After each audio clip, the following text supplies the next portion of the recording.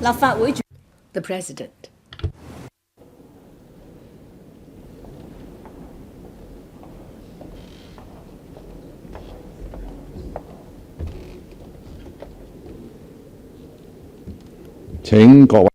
Members, please stand up while the Chief Executive enters the chamber.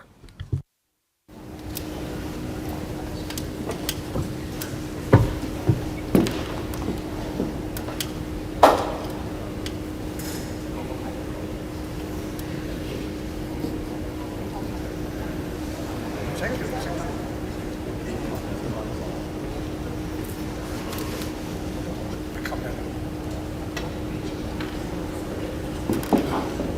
行政長官。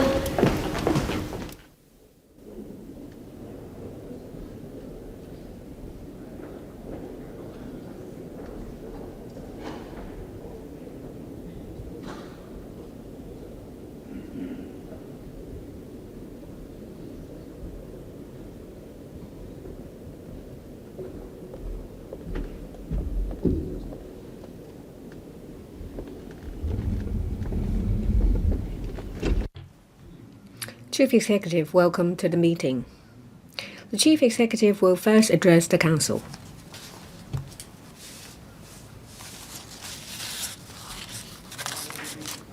President, members. Yesterday, I delivered my fourth policy address. The theme was deepening reforms for our people, leveraging our strengths for our brighter future. Deepening reforms are the means and the actions. Our people reflects our original intentions and our goal. Leveraging our strengths are the approach we use. A brighter future is our ultimate goal. This year is the conclusion year of the 14th five-year plan and the preparatory year of the 15th five-year plan. This policy address serves as a roadmap for Hong Kong to strive for a vibrant economy, pursue development, and improve people's lives, accelerating our advancement from stability to prosperity. It is also a strategic plan for Hong Kong to proactively align with national development strategies and achieve breakthroughs. Over the past 3 years, I have been actively working on reform and changes.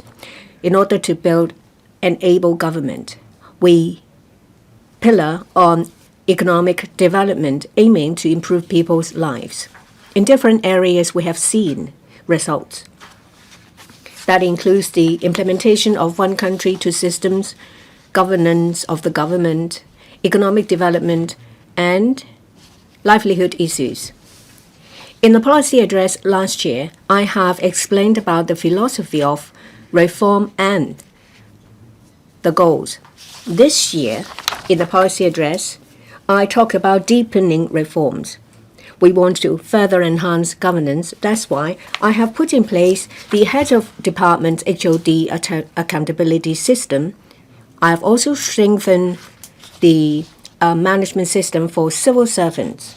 The HOD accountability system is to set in place a mechanism to make it more systematic and institutional when it comes to holding the parties responsible. This is conducive to enhancing efficiency of the team. At the same time, it better aligns the political accountability system with the executive accountability system. I will also set up an AI advocacy enhancement team. This promotes the application of AI in government departments. We're aware of risk prevention.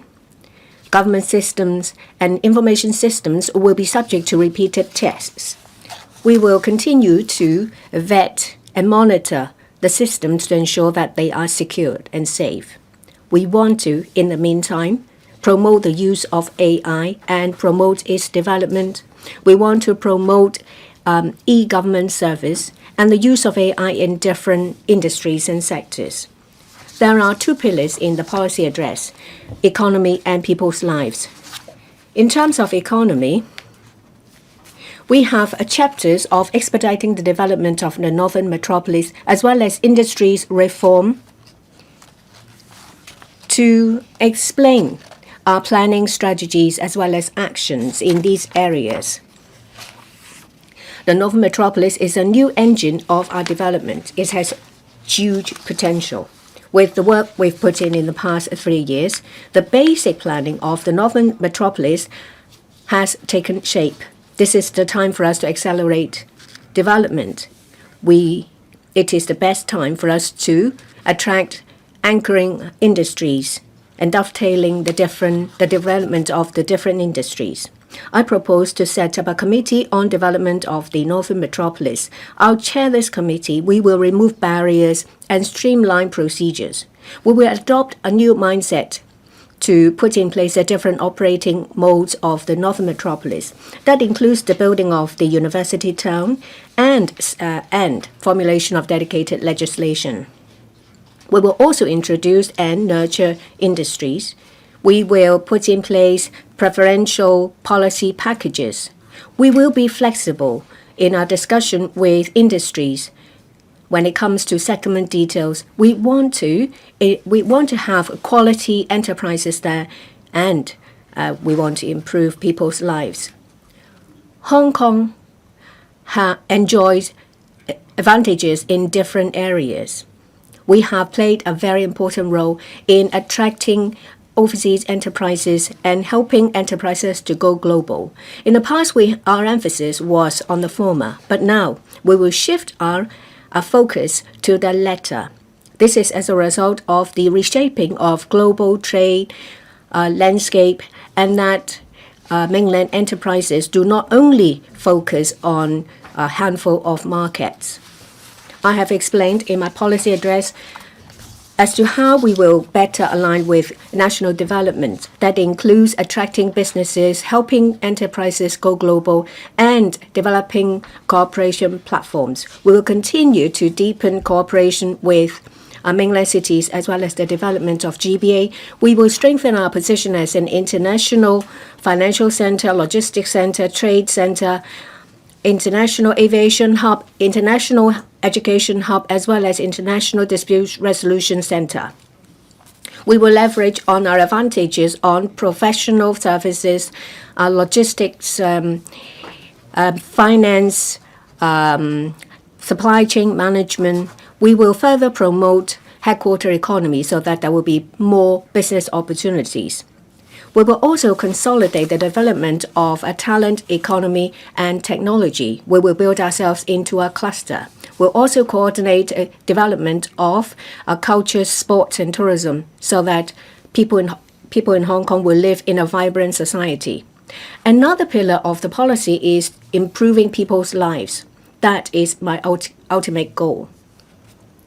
I want to give people better lives, better housing, better pay, better care for elderly people, and better future for our youths. The economy goes hand in hand with people's lives. Improving the economy forms a good basis for good lives. A good economy creates jobs and wealth. If people's lives are better, then in turn it will trigger further economic development. So these two go hand in hand. The last chapter of the policy address is dedicated to people's lives. It has the biggest coverage covering healthcare, housing, transportation, labor protection, healthcare, and support for carers and different groups. We will continue to increase housing supply. We will enrich the housing labor. We'll continue to farm land and increase our land reserve. We will also meet the long-term housing needs of people. We'll make use of smart and green mass transportation system, promotion of autonomous vehicles to improve transportation. We'll deepen reform in healthcare. We will improve the sustainability of our system. We will strengthen primary healthcare. We will increase manpower. We will promote the development of Chinese medicine and innovation.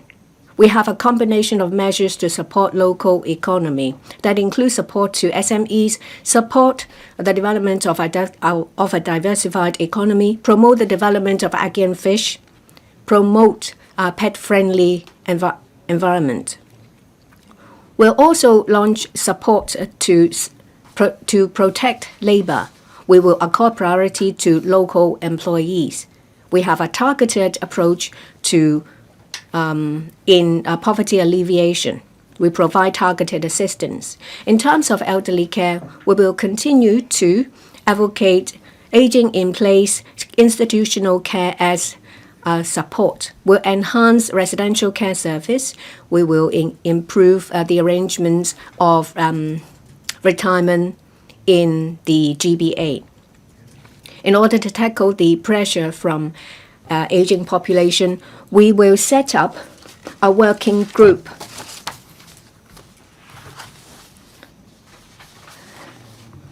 on aging society. We will strengthen our support to ethnic minorities. To prepare for the policy address, myself and my team have visited different corners of society. We have held over 40 sessions of consultation sessions to collect different views. We have also taken on board valuable views expressed by members here. I thank every one of you in society who has given me your comments. I've also thanked members for your views expressed in the antechamber exchange sessions, in the interactive CNE interactive Q&A session, and various platforms. The policy address embodies the collective wisdom of Hong Kong. It sets out the strategic plan of the future of Hong Kong. I look forward to hearing the views of members on the policy address as well as their questions. Members have been informed that the speaking time limit for each member is 2 minutes. Members may put questions to the Chief Executive or express their views or both when they speak. Members who wish to speak, please press the Request to Speak button. Mr. Edward Leung. Thank you.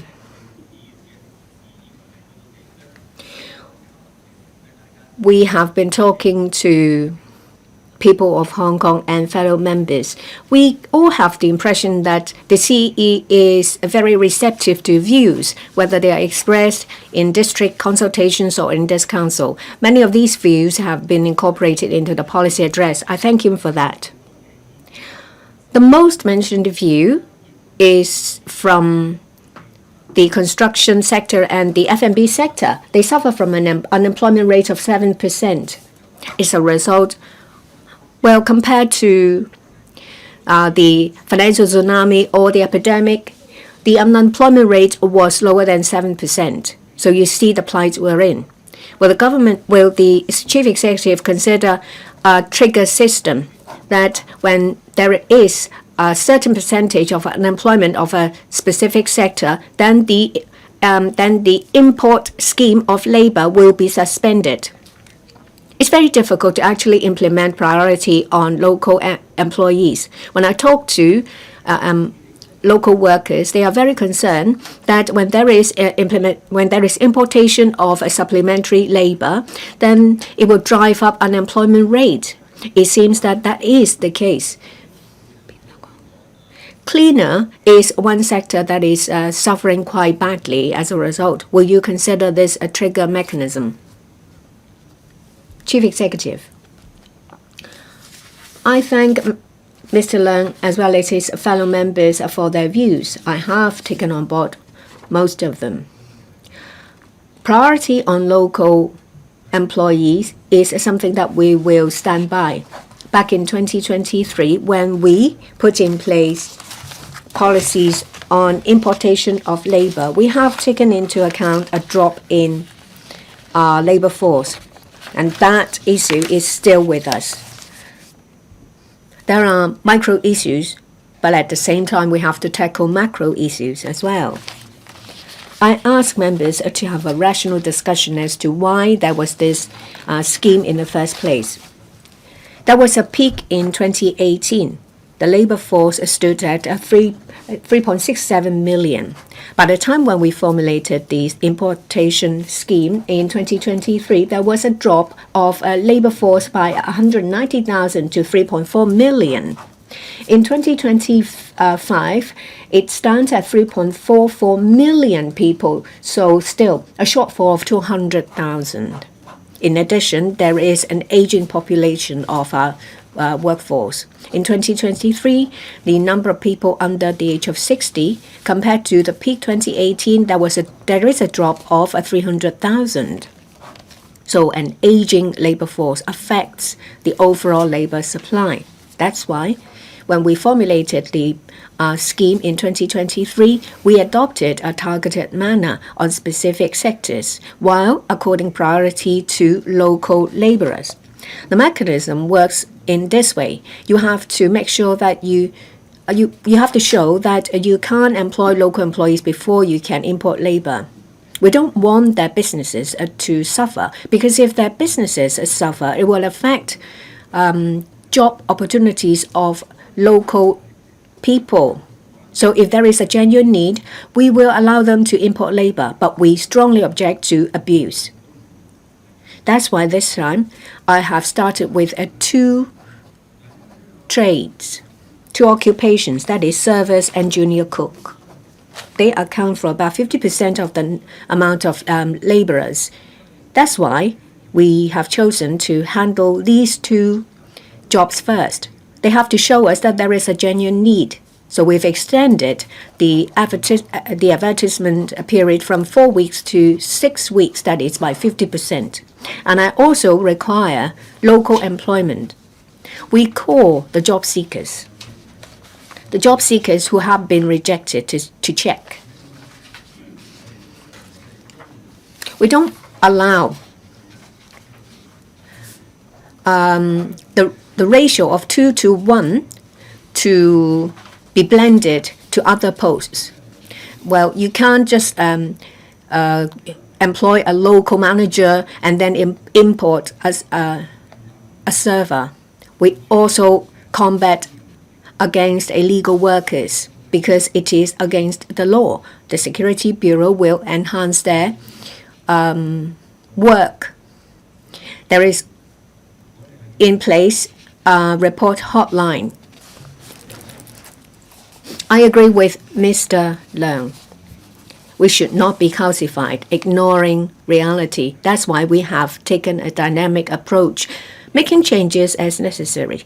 The Labor and Welfare Bureau will closely monitor the situation. We will gauge the situation after these measures have been put in place. F&B alone, looking at F&B alone, we see that there is a reshuffle. Some businesses are expanding. When it comes to the specific sectors, the overall consumption amount is similar between 24-25, but there is a sector, say for example, fast food. We see an increase in business at about 4%, and non-Chinese sector 2%. Chinese cuisine, yes, a drop by about 4%. It's a stage of reshuffling. Some businesses will suffer, whereas others are growing. The growing ones will need more manpower. They will have to first hire local laborers first.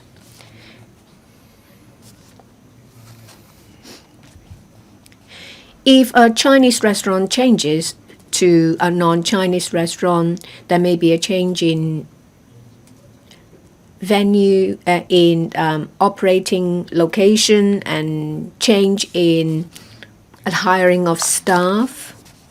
There will be changes in the situation. That's why we need a dynamic approach. We accord priority to local laborers. We're not talking about cheap labor because we use the median income. At the same time, we will strongly combat any abuse of the system as well as illegal workers. We will dynamically monitor the situation. Thank you.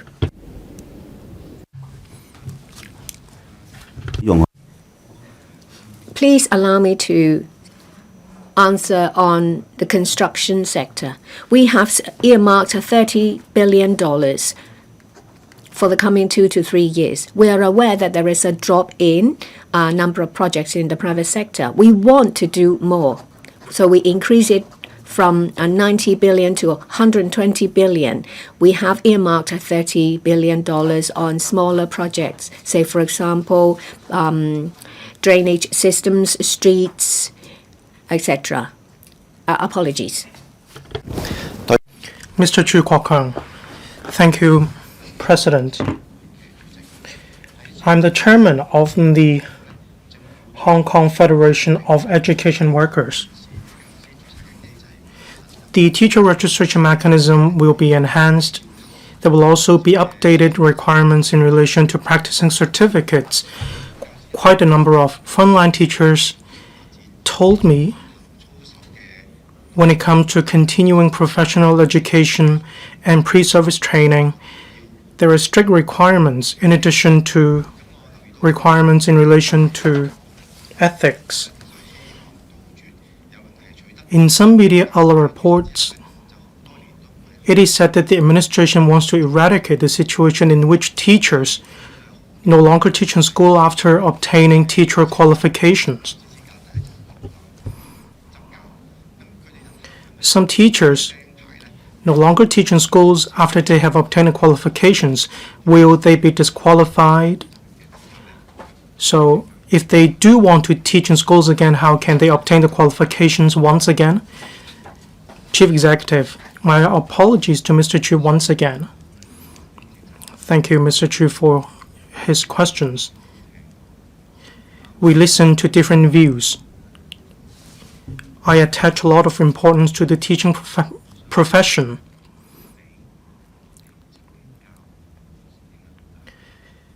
All of us are influenced significantly by our teachers. The teaching profession has a huge impact on society, and I believe teachers are professionals. Teachers are professional and compassionate workers in this field. When it comes to registration and practicing, there are different requirements.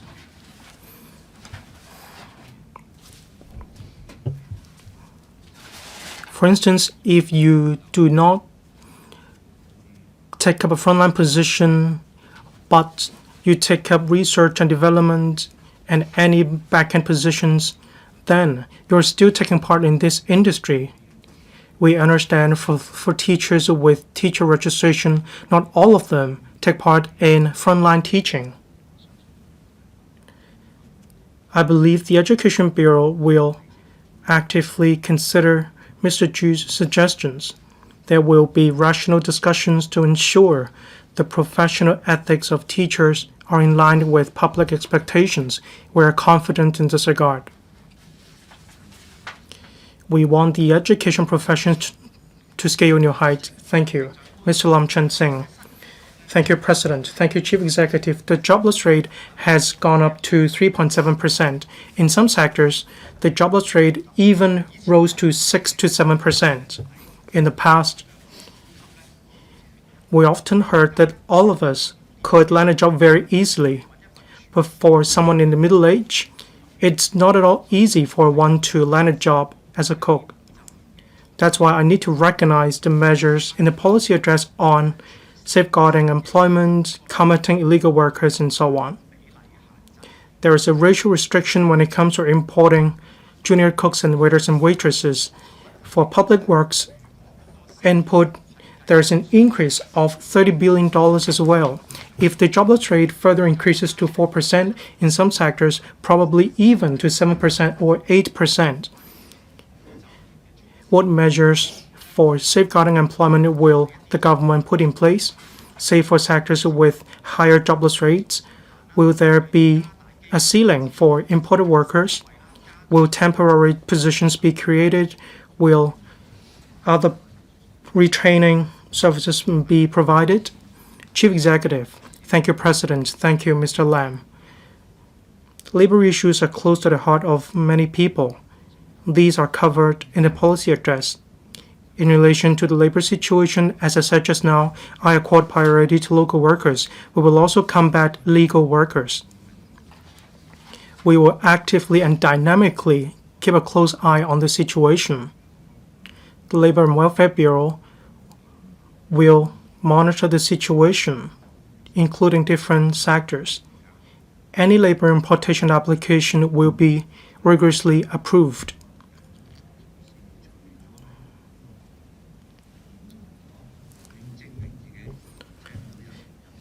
Sectors need to prove that they cannot take on sufficient workers. From 4 weeks, there's an extension to 6 weeks. We dynamically monitor the situation.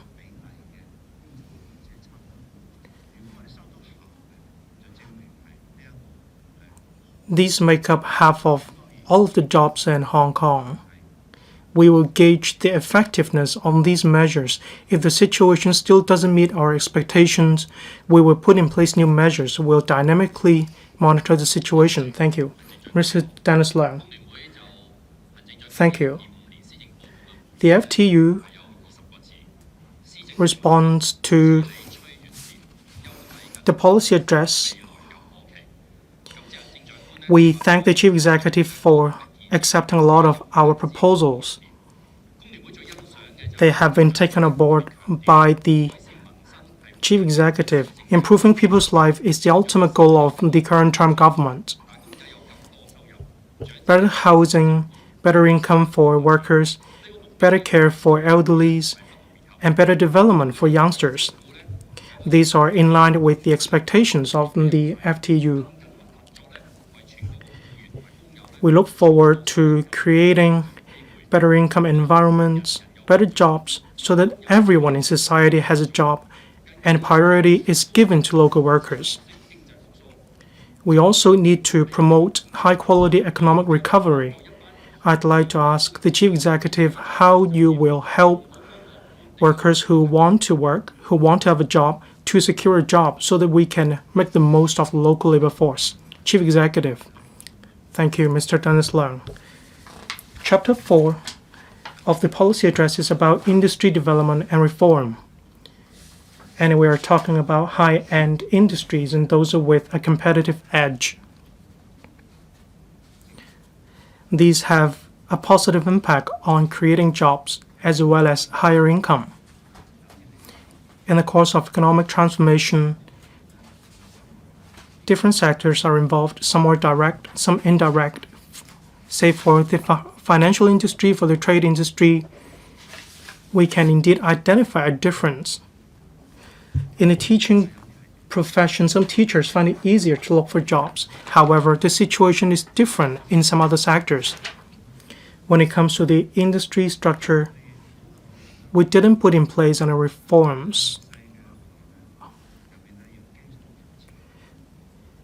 For industries without a competitive edge, we will have to provide more assistance. That's why the 4th chapter of the policy address is all about industry development and reform. We promote the diversification of different industries, and we also attract capital to Hong Kong, which is exactly in line with the goal of Mr. Dennis Leung. As we mentioned in the policy address, there will be an aircraft dismantling center alongside the introduction of an aeronautical service company from Europe. There is none in Hong Kong at present. Even if there is a similar company, we buy aircraft parts from elsewhere and continue with the process in Hong Kong. However, with this new company, then we can train more talents and we can also reform the industrial chain. In other words, there will be synergy, not just one single company. That's exactly what I mean by high-value, high-quality industries. For pharmaceutical and medicine development, they drive a lot of investments, research and development, talent, and so on. All these are high-quality jobs. They have professional know-how. Some work in the production line, but these productions are very high-quality productions. Say for EV batteries, we recycle them and turn them into black mass. These may not be very high quality and high-end industries, but then the productivity is very high. The number of batteries to be recycled is on the rise, so the market is indeed profound or very large. We shouldn't just focus on the service industry. The industry structure has already changed. The service industry accounts for 25% of the local economic growth. However, it's subject to economic fluctuations. We need stable jobs to ensure the income of local laborers. This is what we want to achieve in the current policy address. We attach importance to high-quality development.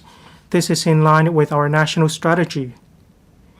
Input from AI, input from high-quality development, we're advancing towards higher quality. So the policy address isn't just about one single measure to increase jobs and to increase income. We adopt a package of measures in different realms to make this happen. After I took office, I established the Hong Kong Investment Corporation Limited. I'm not after a high return ratio, but I emphasize that it needs to render assistance to different industries. For example, for Oasis, 84 enterprises in total. Each of them brings about $500 to $600 million of investment. All these have brought to us a lot of high-quality jobs with higher income. The policy address is propelling society to move towards this direction. Some more direct, some more indirect, but the direction is the same. Thank you.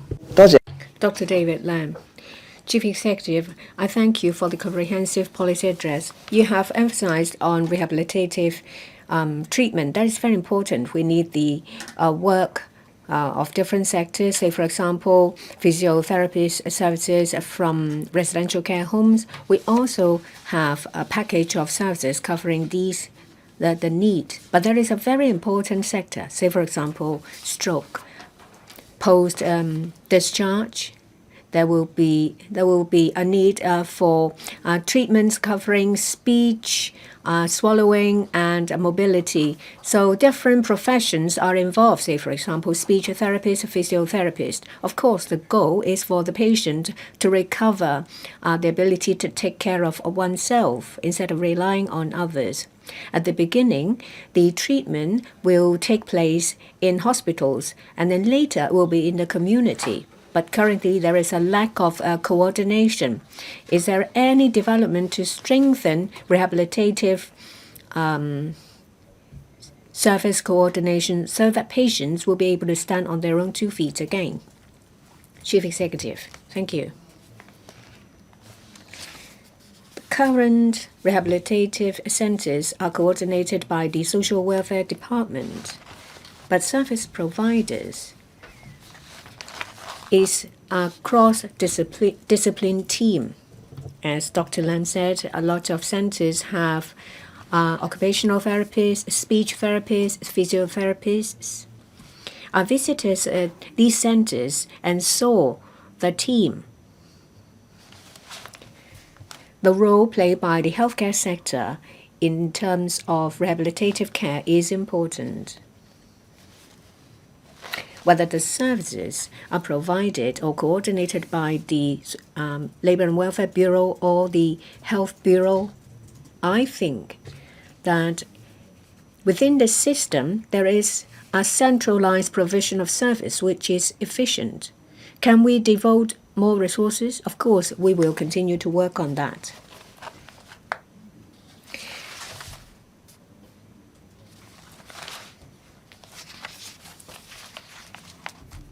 Healthcare accounts for the second largest resource input of the government in this regard is $310 million a day, not a year or a month. So every day we devote $310 million on healthcare. Some goes to rehabilitative service. If we can, we will, of course, increase our capacity. We want to also make sure that resource utilization is more efficient. We consider improving the efficiency of certain areas, and consider ways to improve resource allocation on different areas. We'll listen to the views of the sector, including Dr. Lam. We welcome comments. Mr. Lam Sun Kong. Chief Executive, I'm very happy with the policy address this year, especially the initiatives addressing the need of our sector. I've been asking for the government to pay attention to the development of the legal sector, to improve arbitration service, to enable the sector to better provide services and to help enterprises go global. For the first time, the policy address tasked the Secretary for Justice to promote legal services in Hong Kong and coordinated service from other sectors. This has changed the government's stance over the past 180 years. I strongly support the Chief Executive's initiatives to improve people's lives and to improve governance. I highly compliment the Chief Executive for setting up a system for HOD accountability system. I think this effectively improves governance and efficiency. There are also measures covering the economy as well as people's lives as well as reform. I support them as well. However, all reforms need the support of the law. The rule of law goes hand in hand with reform. You have to institutionalize legal support. I understand that the DOJ is very busy. The existing manpower may not be able to cope with the work. Will the Chief Executive consider outsourcing certain services, engaging outside lawyers to assist the government in implementing these reforms? Chief Executive, I thank Mr. Lam for his support on the policy address. In terms of promotion of legal services, Mr. Lam has given me a lot of valuable and constructive comments. Mr. Paul Lam, the Secretary for Justice, has stepped up his efforts to promote legal services in Hong Kong. Me and Mr. Lam came up with the initiatives in the policy address after a brainstorming session. In addition to arbitration, we also work on mediation. We want legal services to reach out to different sectors, say, for example, sports. So we will explore the possibility of sports mediation. What Mr. Lam said in terms of arbitration is actually echoes what we have in mind. So in the GBA, apart from the promotion services, the DCS is also working alongside the CS. Outsourcing. The Department of Justice has an established mechanism to outsource cases that are criminal and civil in nature to the private sector.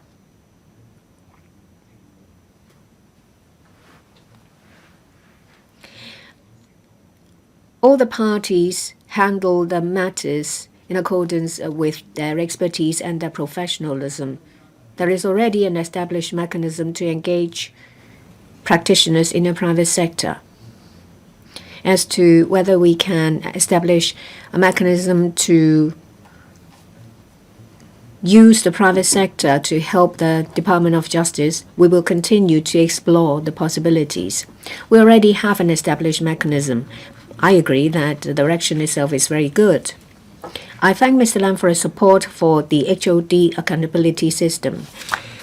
I emphasize that head of departments is always accountable to the work of the department, but we have never institutionalized or make it systematic, the handling of systems.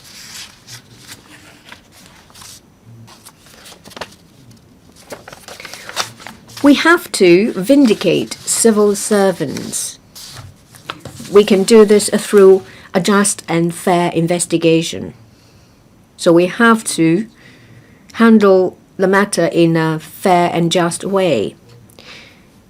My proposal is not in response to one single incident. It's about the overall system. When there is a system, then the general public will have trust and confidence. The aim of setting up the accountability system of HOD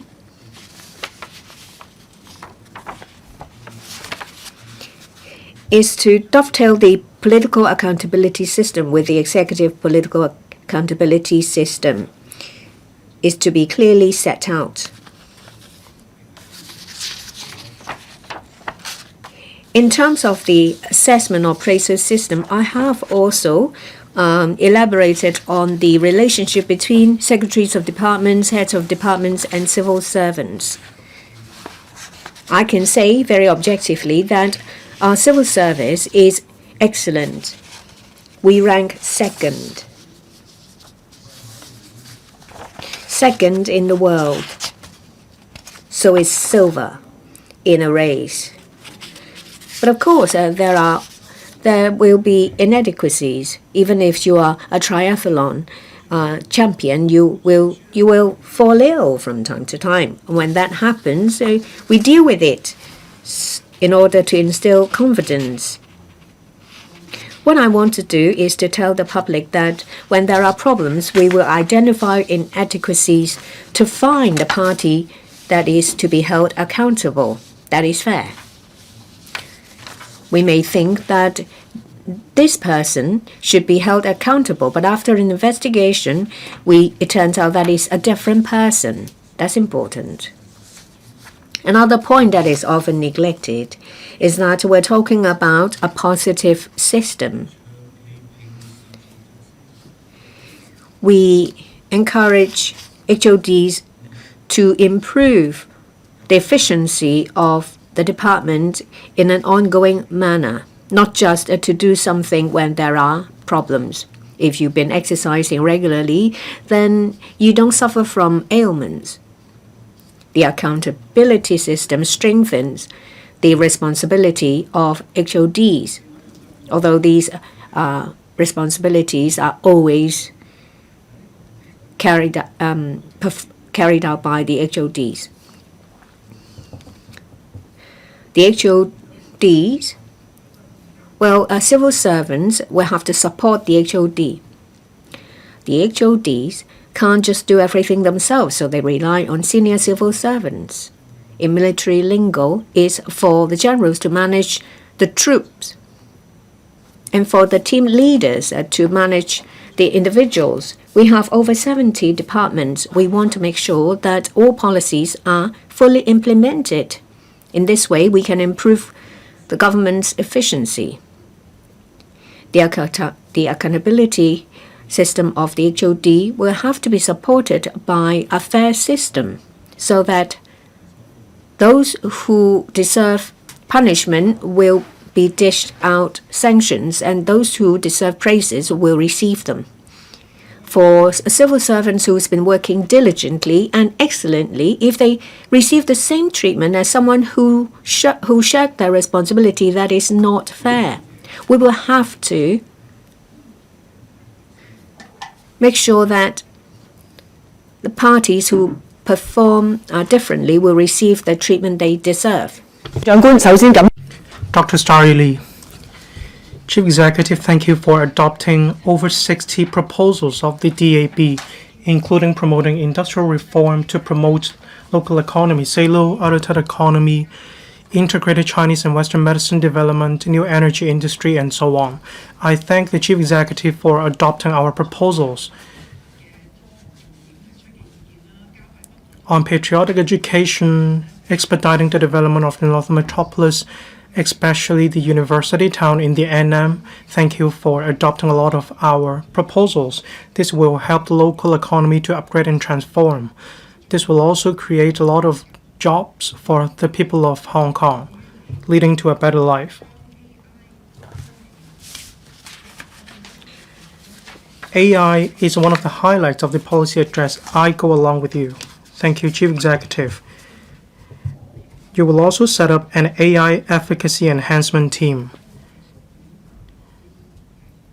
I expect that it will significantly reduce the application time of members of the public,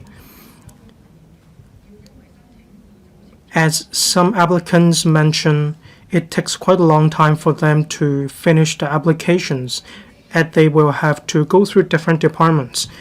Will the Chief Executive set KPI or more than one KPI for this AI efficacy enhancement team? All around the world, enterprises, individuals, when they want to set up a company in Hong Kong, they may use AI to finish the application in just 1 week. Then we will be able to attract a lot of enterprises to come to Hong Kong to set up operations. We do want to grab a gold medal in this regard. Thank you, President. Chief Executive, thank you, the DAB, for giving me a lot of good proposals so that I could implement a lot of people-oriented policies. The AI Efficacy Enhancement Team has 3 main goals. 1, to promote reforms and improve efficacy using AI in different departments. Also, AI re-engineering is also one of the important aspects. We need to move with the times. AI could be used as a catalyst or as a stimulus to help us improve. We are just in the initial stage when it comes to using AI to improve our work. As the English saying goes, sky is the limit. AI can help us change a lot of things. There is no limit. At this stage,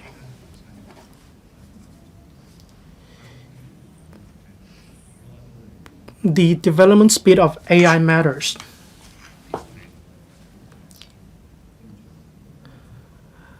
I will receive a report in 3 months' time, and I'm eager to see this report.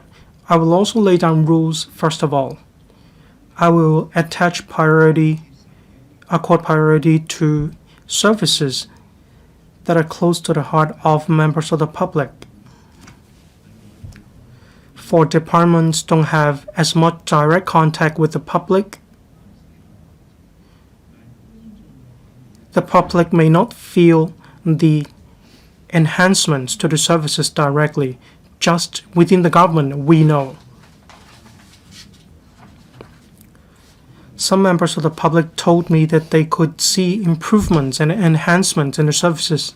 That's exactly how we can tell that our policies are spot on. When it comes to applications for licenses, the public can tell us they can see the enhancements. I won't put any restrictions on this team. I do have requirements and requests. I do require the team to submit reports to me. The first report will be submitted to me within 2 months. I have assigned a Deputy Secretary of Department to lead this team. It's all about cross-departmental coordination. It's not just about management, but it's all about steering as well. Which area should be given priority? There should be guidelines, there should be directions. The Digital Policy Office DPO, the head of the DPO will be the deputy of the team as well. I will invite someone from the industry to bring new mindset, to bring stimulus to our team. Some people have made recommendations to me. I thank these very passionate people. They do want to help Hong Kong to improve. I look forward to hearing from the public. Which areas should be given priority? I welcome views. We have more than 70 departments, and it's not just about AI, it's about technological innovation reforms as well. Say, probably we have 5 procedures. We want to streamline them and turn them into 3 or even 2 procedures. That's what we call process reengineering. And this is the duty on the AI efficacy enhancement team. We welcome feedback from the public. Thank you, Mr. Chao Siu-chung. Thank you, President. I thank the Chief Executive for adopting the proposals of the FLU, including the compensation mechanisms for digital platform workers and increasing efforts to combat illegal workers. Digital platform workers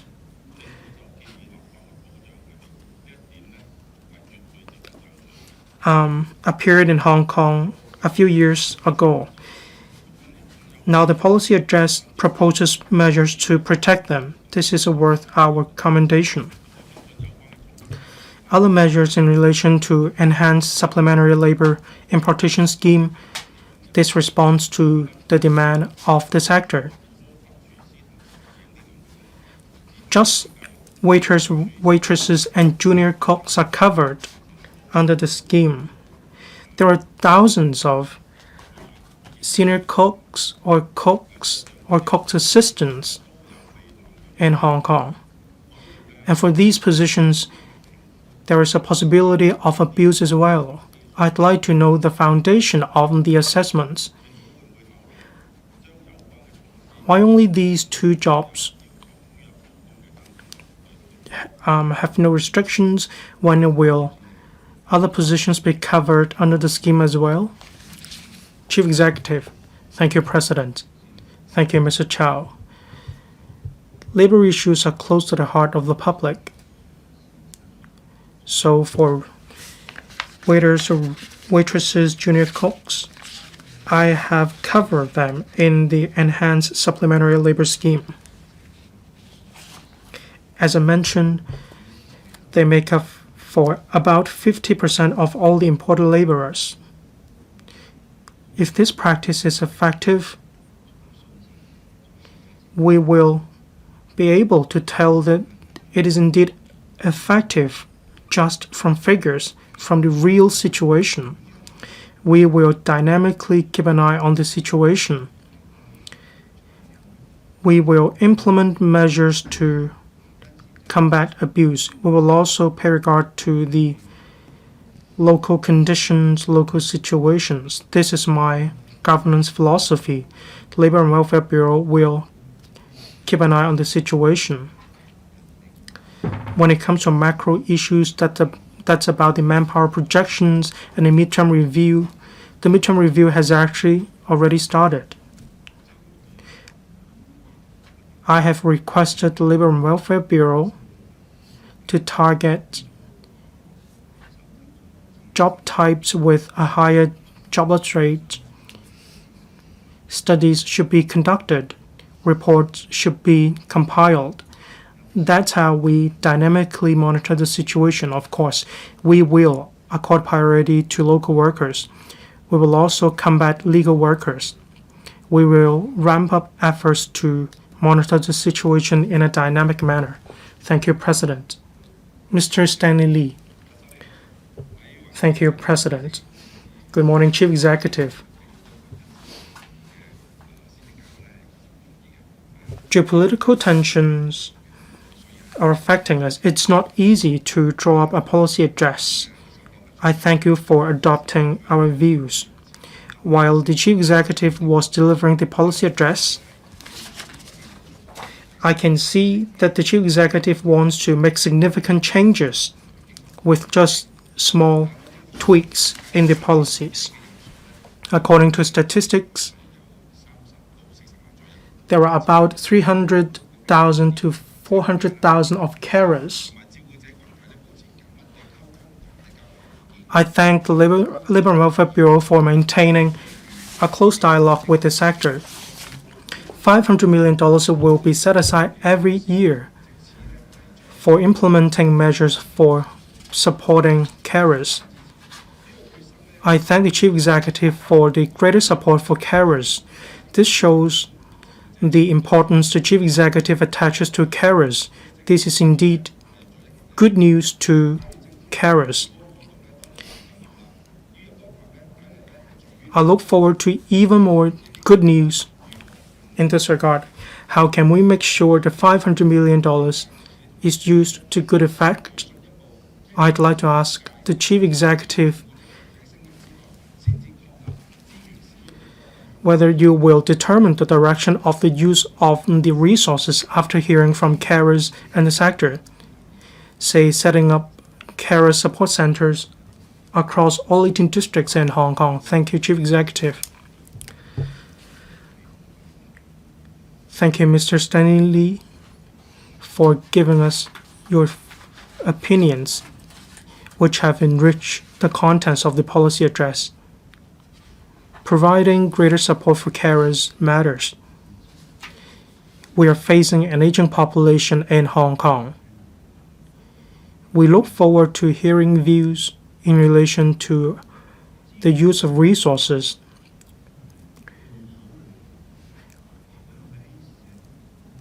We will never have sufficient resources. The key is to make good use of these resources in the social and welfare sector. $350 million.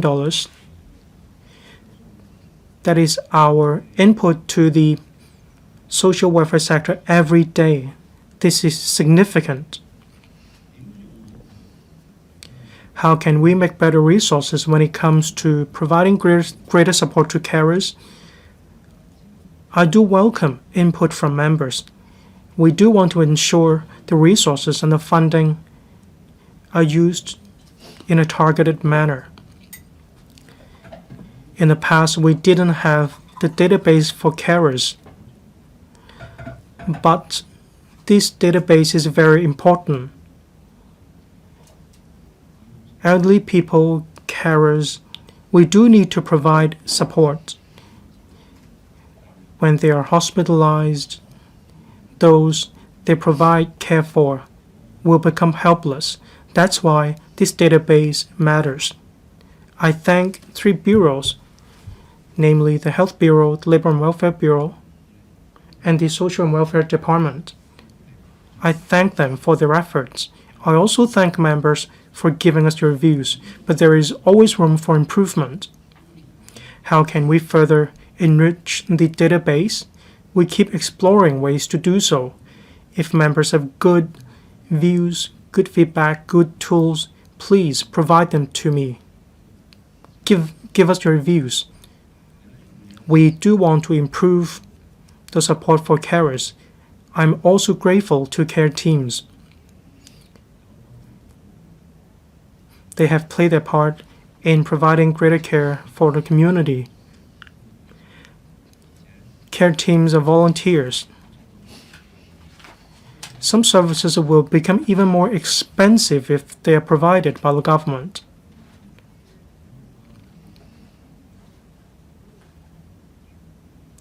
Care teams provide services with a human touch for people in need, such as elderly people and persons with disabilities. I thank these volunteers. I welcome Mr. Stanley Lee for further views. Thank you. 多謝主席。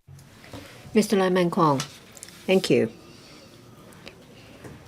In terms of public housing policies, you and your team focused on resource allocation and policies to improve the living conditions of different sectors. In this policy address, we see that there is an improvement from basic protection to encourage members of the public to move upwards through the housing ladder.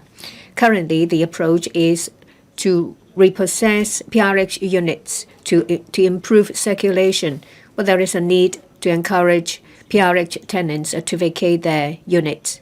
Currently, the production focuses on medium-sized units. Say, for example, for Green Farm, subsidized home ownership scheme as well as PRH units, they are medium-sized units.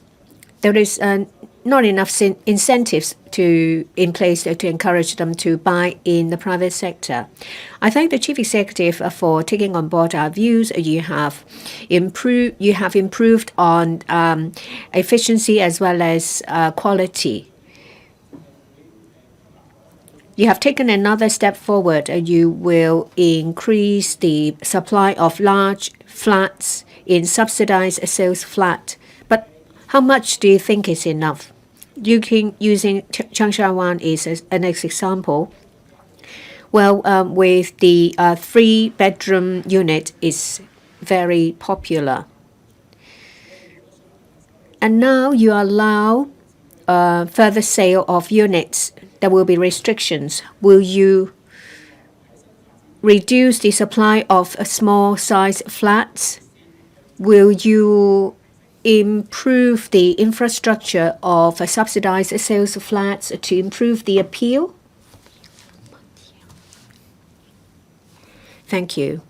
Housing is a key area in my policies. The goal and the priority have been elaborated. My goal is to provide a roof over the head of people in need. Of course, people would like to live in a bigger flat. In addition to that, they would like to own it. That's natural, but we have to do it step by step, taking into account the actual situation in Hong Kong. The ultimate goal is to make it better, and I believe that we are able to do that. The first hurdle is to help people who have been on the waiting time for a very long time. The composite waiting time has been reduced by 1 year. Our next goal is for waiting time to stay at 4.1 years, but that is still not enough. We would like to give people their own flats. It's not easy to reach our goal, but we have to start somewhere. We have to catch up.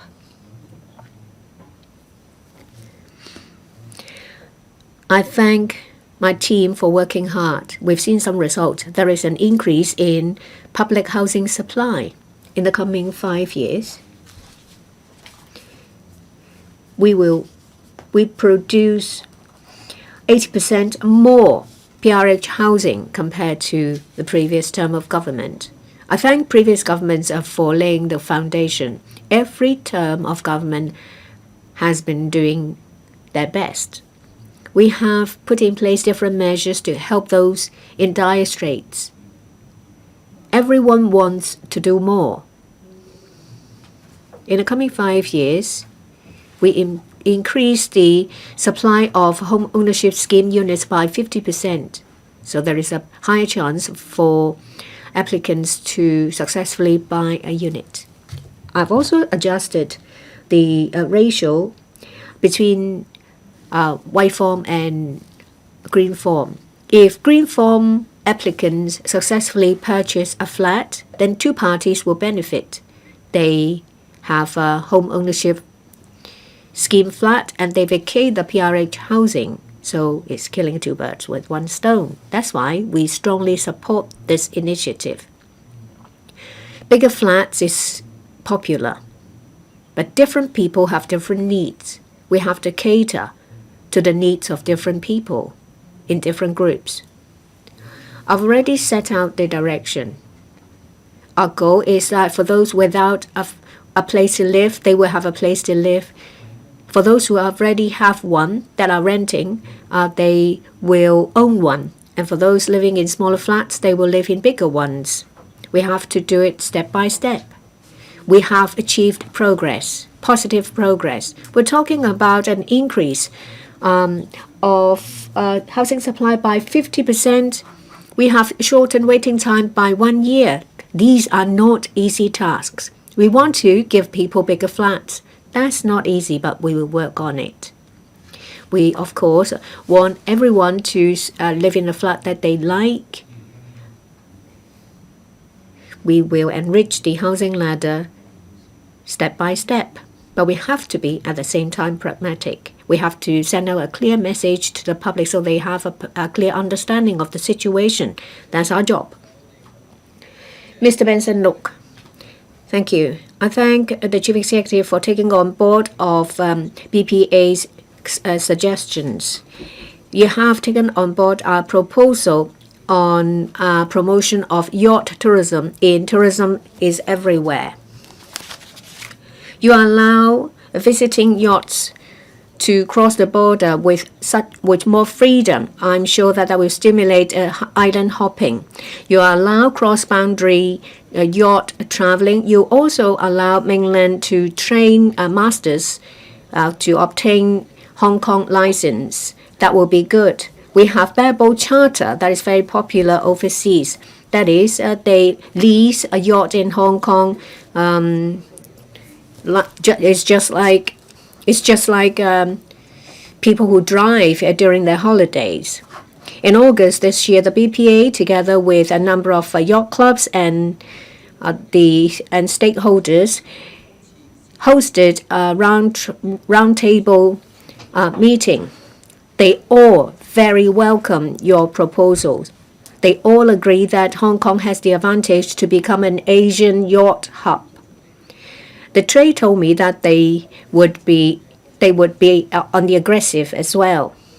In international seminars, conferences, they will take place. They will also participate in overseas fairs. They will promote the new policies for the government. Will you leverage the work of mainland officers, ETO, the Trade Development Council, to promote the new policy of yacht economy, so that we'll all work together to tell good stories of Hong Kong? This is a new story of Hong Kong on yacht tourism and yacht economy. Chief Executive, I have listened to many views, including those from Mr. Look on yacht economy. I think that we have an advantage. It will create enormous economic value. Is one of the factors I have taken into consideration in forging a diversified economy. Different parties have taken the initiative to do some work. I have coordinated the Invest Hong Kong, ETOs, Trade Development Council, as well as mainland offices. There is a platform. We use the platform to help enterprises to go global. A lot of enterprises would like to go to the mainland through Hong Kong or go to other markets through Hong Kong. There is a division of labor in our ETOs. Of course, the Tourism Commission has the priority task to promote tourism of Hong Kong. Hong Kong is our home. We have the duty to tell good stories of Hong Kong. I hope that everyone will do their part when it comes to that. There are enterprises that are particularly interested in yacht businesses. They have given me their views. There is actually a division of labor between yachts in Hong Kong and those on the mainland. I've been given a good analysis. Hong Kong is a showroom. This is our advantage. We are very internationalized. But when it comes to manufacturing of yachts, the mainland has an advantage because in terms of land, man, and labor. We will make good use of our internationalness. we are an international market. We will further promote that. When there are yacht races, competitions relating to yachts, we will make good use of our role as a showroom.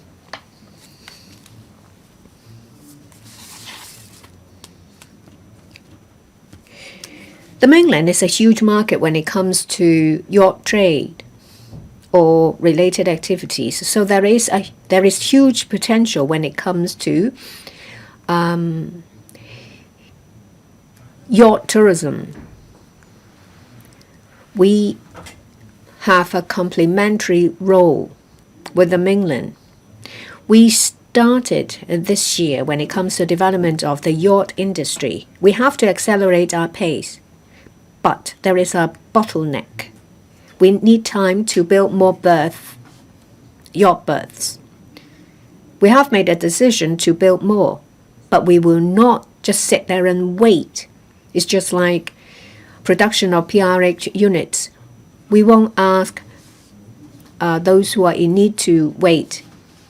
That's why we allow yachts without a pre-booked berth to come to Hong Kong. We have a vast sea area. They can come to Hong Kong and stay and more at designated areas. We also streamline the process. There is always room to do better. In the process, we want to build experience. We want to ensure safety and promote development. In terms of safety, we have an advantage because there is automatic identification system to locate yachts. If we see any yachts traveling in a route that is not safe, then they will be alerted. We want to attract high-quality clients to come to Hong Kong. Someone told me that clients from yacht tourism brings in more value in consumption. We're talking about high-end spending. And people who come to Hong Kong on yachts don't come alone. They come with a group of people. We've just established a new system. We have to wait for the system to run smoothly before we move forward. And we will listen to views. Thank you. Ms. Nixie Lam. I thank the government for taking the initiative to put in place the HOD accountability system. I think it is conducive to clarifying the division of labor of HODs and civil servants. This will make civil servants more active in carrying out their work, and this is also conducive to building an efficient team, thereby improving the government's governance. But it's not easy to implement it. The devil is in the details. When you're a head of a department, you have responsibilities. That goes without saying. I heard that you said that is a senior civil servant accountability system, but yesterday you used the term head of department accountability system. My understanding is that when it comes to senior civil servants, it's the level of permanent secretaries. But when it comes to head of departments, we're talking about directorate level 5 or 6. So will it limit the scope of investigation carried out by the Public Service Commission? What about there are other issues? How will it be dealt with? It's actually explained in the policy address that when I first floated the idea of accountability system for senior civil servants, I later decided on the accountability system of head of departments. There is an explanation. In short, you will task generals to manage the lieutenants. And if generals are doing their job well, that means the troops under him will win battles. If I am the head of the army, of course I will manage generals. The purpose of this system is that politically accountable officials, that is, principal officials, are in charge of formulating policies. So they are accountable to the chief executive. When it comes to implementation of policies, the accountability is on the departments. There are about 38,000 words in the policy address. In addition, there is the supplement. Who are in charge of executing these policies? Departments and civil servants. The goal of my policy, the goal is that, well, if I have formulated policies, I want these policies to be implemented effectively. And of course, if they are not implemented well, then I myself, as well as secretaries of departments and directors of bureaus, will be held accountable. I've been very satisfactory with the performance of secretaries of departments and directors of bureaus. That's why our civil service ranked second in the world. But from time to time, there are lapses. I have put in place this accountability system for this purpose. In addition to finding inadequacies, we encourage HODs to constantly improve the efficiency of the departments, just like regular exercising. We want HODs to put in place a good system and cultivate a good atmosphere.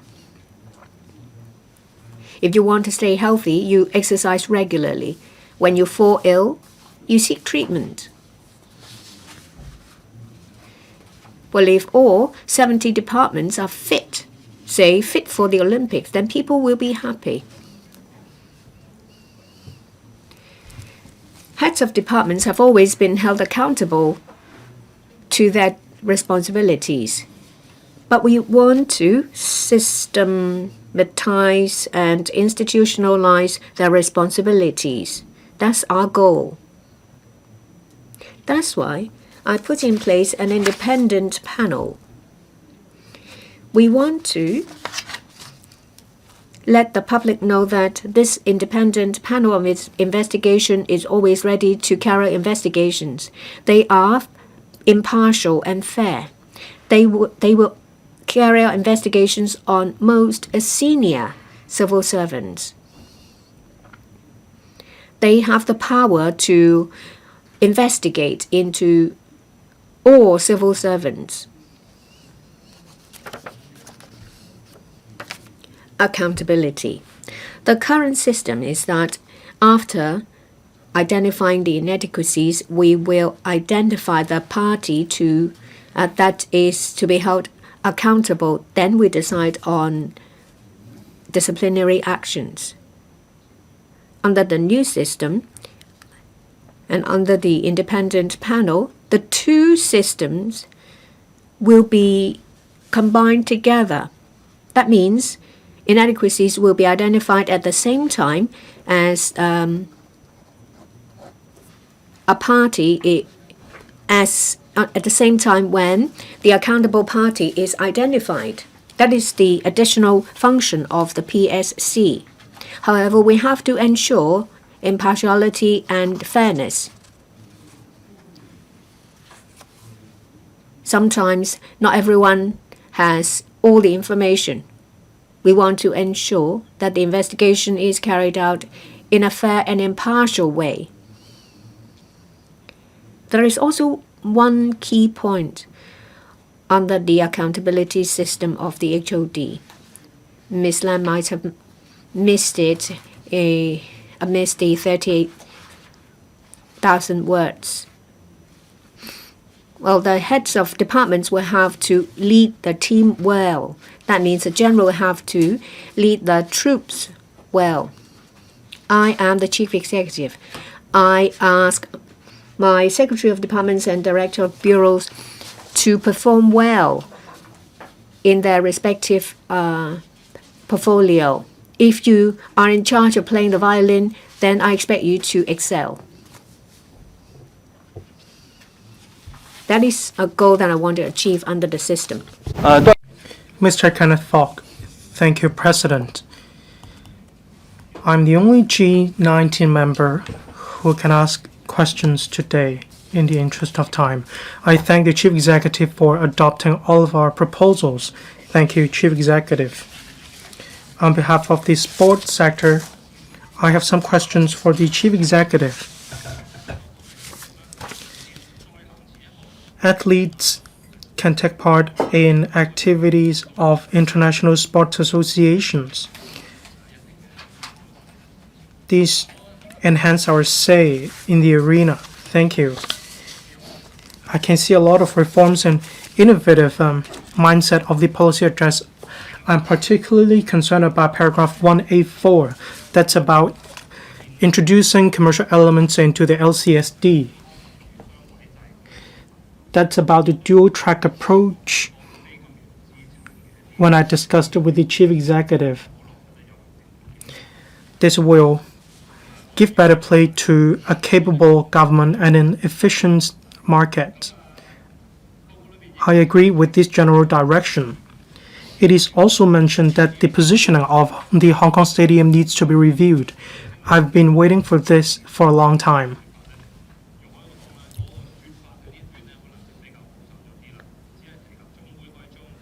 Only the NSA was mentioned. It could provide training. It could use the venues. I'd like to ask the Chief Executive, is it possible to use the Hong Kong Stadium to collaborate with the private market so that we can build a collaboration model with different sectors in order to help the Hong Kong Stadium together with different sectors, say the academia and the commercial sector? Chief Executive, thank you, Mr. Kenneth Fok. I thank all members. All members have given us a lot of good views. It's just a matter of priorities. Some will be adopted this year and some later on.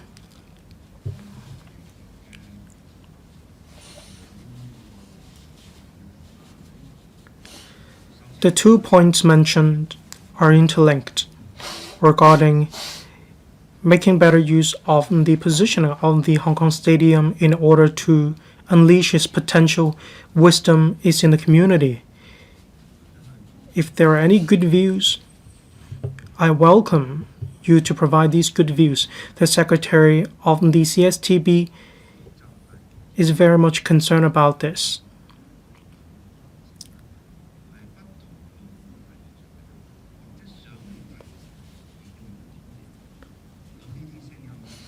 There are people who want to use the Hong Kong Stadium, but then they cannot reserve a slot in the Hong Kong Stadium yet.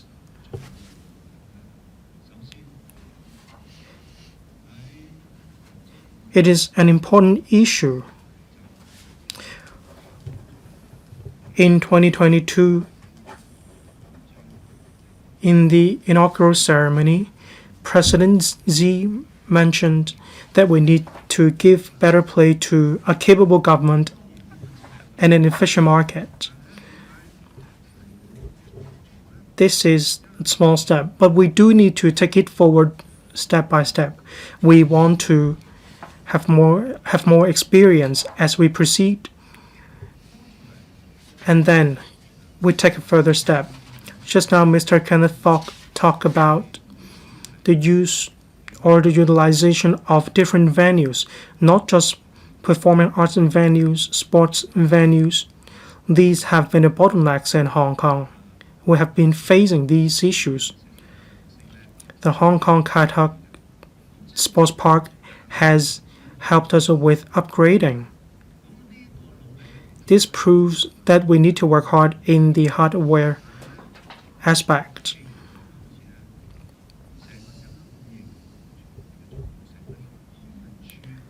All of us agree the importance of venues.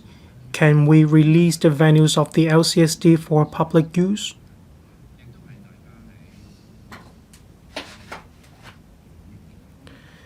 We very seriously considered your views. Thank you for giving us your views. After all, this is a public resource. Public resources are for public use. They serve the public. When we release them for better value or for greater value, we can make it available for the private sector or for the market. Venues of the LCSD, such as beaches, are very important resources that could be made available. In Europe, there are many beaches, for instance. If you haven't visited these beaches in Europe, don't say that you have visited Europe. We want the same for Hong Kong. There are also many campsites in Hong Kong. It's not easy to invest in these campsites. The operational modes might be conservative. We want to use market forces to make them even more attractive. This is a major breakthrough. The experience we have accumulated will help us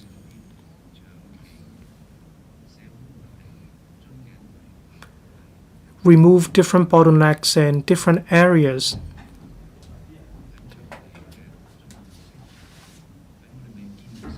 We need to release venues before we have new venues.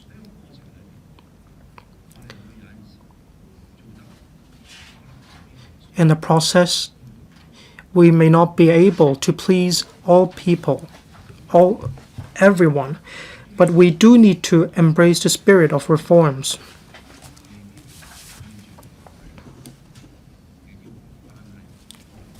We may not be able to meet the expectations of everyone.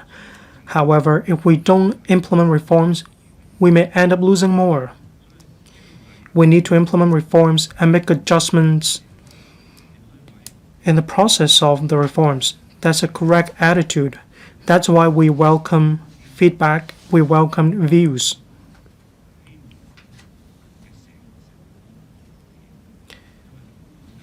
We do need to implement reforms because if we don't do so, then we may end up achieving nothing. This time, we probably have a score of 50. After implementing reforms, we may end up getting 70 as a result. That's exactly how we can help build a better Hong Kong. Chief Executive, please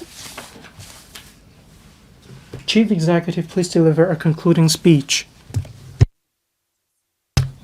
President, I thank members for their questions and views. I thank members for their care about the policy address. We are moving from stability to prosperity. We are at the juncture of an irreversible economic transformation. This is a step towards a better economy.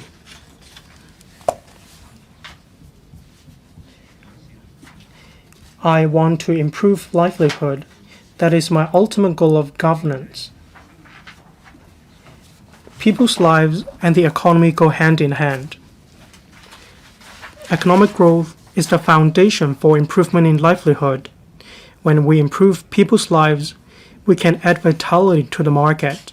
Then we can boost economic development. In the past 3 years, in many world rankings, we have seen significant improvements. Apart from one rank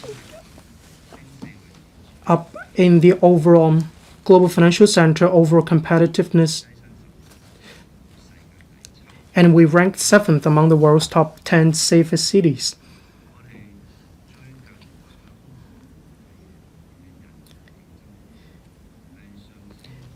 In talent competitiveness, we rose by 12 places in total, ranking 4th globally.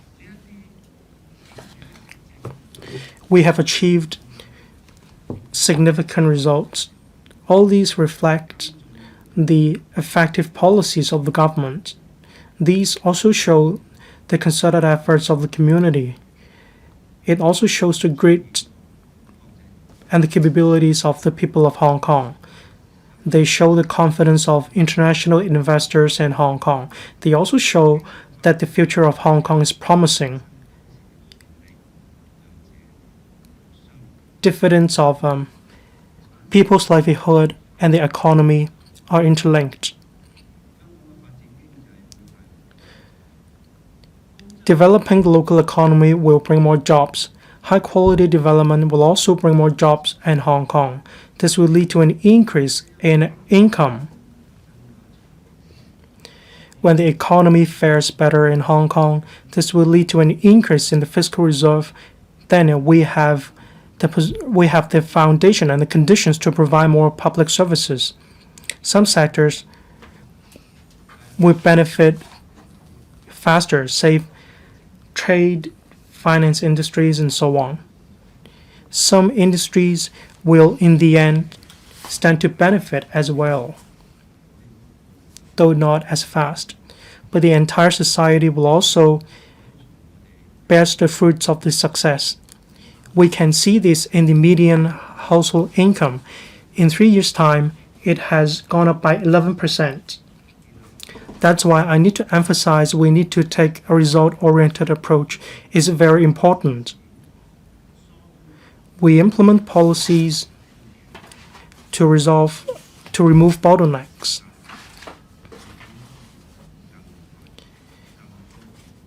We make it faster for the public to benefit from our economic development. Deepening reforms is the responsibility of the government, but it requires the concerted efforts of society as well. We must work together. We have the principle of patriots administering Hong Kong and executive led in Hong Kong. The executive has the responsibility for leading society to further deepen reforms. I hope this policy address will be comprehensively deliberated and supported by members of the Council.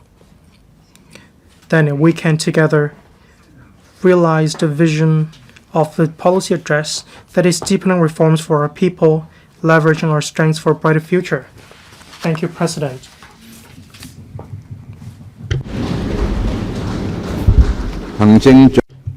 The Chief Executive's question and answer session ends. The Chief Executive now leaves the chamber. Members, stand up, please.